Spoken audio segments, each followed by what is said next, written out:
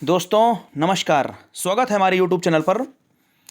आप वर्ग 2 का जो MPT-ET वर्ग 2 चयन परीक्षा के लिए शॉर्ट नोटिफिकेशन जारी हुआ है, जल्द ही उसका डिटेल्ड नोटिफिकेशन भी आने वाला है। उसमें जो नोटिफिकेशन आया है लगभग 28 जनवरी से आपके जो फॉर्म हैं वो आवेदन होना शुरू हो जाएंगे और 20 मार्च से आपके एग्ज़ाम हैं। अभी उसका क्लियर नोटिफिकेशन नहीं आया है। थोड़ा सा सिलेबस को लेकर उसमें डाउट है कि क्या क्या जोड़ दिया जाएगा, क्या क्या हटाया जाएगा, कितने नंबर का रहेगा। इसके लिए भी उसमें जो नोटिफिकेशन आया है शॉर्ट, उसमें कोई इन्फॉर्मेशन अभी नहीं है। तो इसमें थोड़ा सा परेशान ना हो।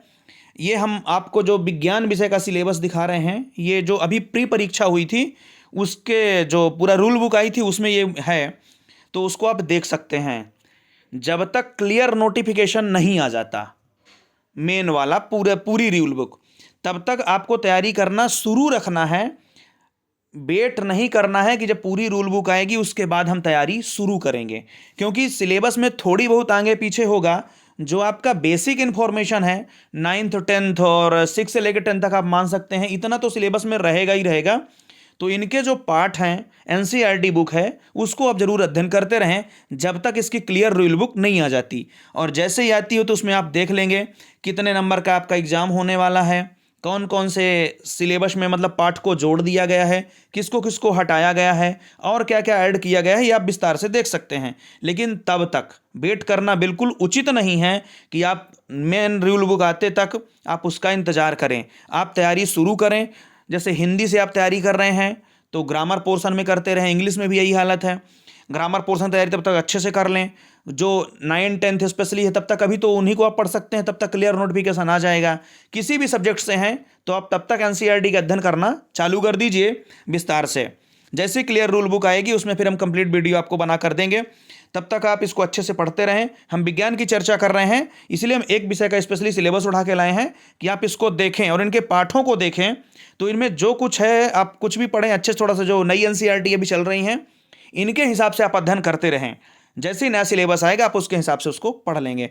जैसे पहले एक में दिया ब्रह्मांड, फिर 2 में दिया है मापन, समय, ताप, लंबाई, क्षेत्रफल। ये इंपॉर्टेंट क्वेश्चन है और लगभग इनका हटना मुश्किल नहीं, नामुमकिन ही है कि नहीं हटेंगे। ये पदार्थ की अवस्थाएं, सब बेसिक क्वेश्चन है।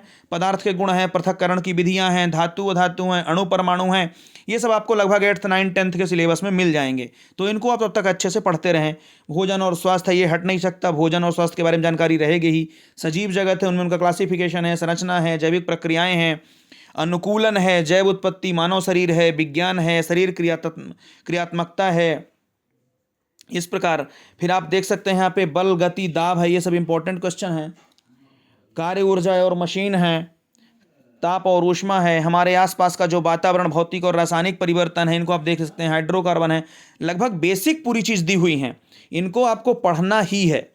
अब हो सकता है कि एक आध कोई चैप्टर कहीं से हटा दे, कोई नई चीज़ जोड़ दे, लेकिन लगभग जो बेसिक क्वेश्चन है, ये जो बेसिक टॉपिक हैं ये रहेंगे ही रहेंगे।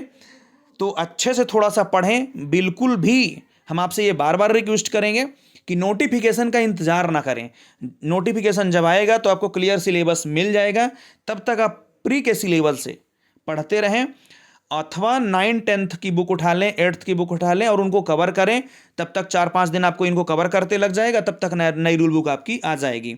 और यदि आपके घर से कोई जानकारी तैयारी कर रहा है या कोई रिलेटिव कर रहे हैं तो चैनल को सब्सक्राइब जरूर कर लें। यदि कोई भी लेटेस्ट अपडेट आती है तो हम तुरंत आप तक पहुंचाएंगे। बहुत बहुत धन्यवाद। अच्छे से तैयारी करते रहें। Best of luck.